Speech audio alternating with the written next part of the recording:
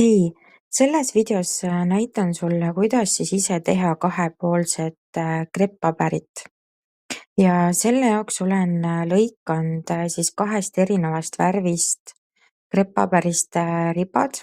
Lõikasin need juba sellisesse mõõtu, et nad sobiksid siis krepppaberist roosi tegemiseks. Nii et pikkus oli niimoodi, nagu mulle sattus, aga kõrgus siis paberil on 6 sentimeetrit, nii nagu on siis ka krepppaberist roosi tegemiseks vaja. Ma tõmbasin ribad umbes 25 sentimeetri pikkuseks, natukene liimi näpule ka. Panen siis PVA-liimi krepppaberi peale, panen seda päris mõnusalt ja alguses alustasin punase paberiga. Kuna see punane krepppaber aga määris päris palju, siis hiljem on näha ka, et võtan valge paberi endale appi.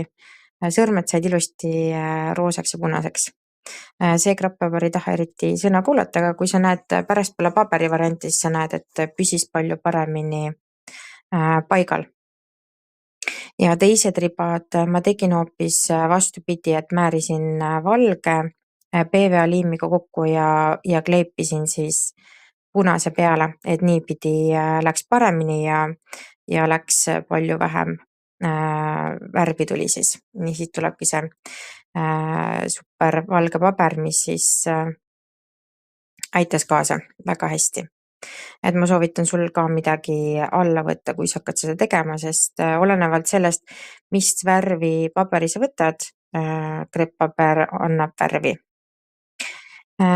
Siin ma vaatan, et kõik kohad oleksid ilusti liimiga kaetud ja panen siis selle teise krepppaberi sinna peale. Valge nüüd on suhteliselt läbipaistev, kui sinna peale panna, et valgel väga tugevalt pigmenti ei ole. Nii et ma ei tea, kas siit videost ka pärastpoole aru on saada, aga punane liim siis hakkab läbi selle valge paberi kumama, mis natuke isegi juba on näha, aga pärastpoole näitan sulle ka roosi, mis siis sellest valmis. Et need triibud tegelikult andsid väga ilusa efekti sellele roosile, et roosil ma jätsin valge poole sissepoole, ehk siis valge triibulise poole ja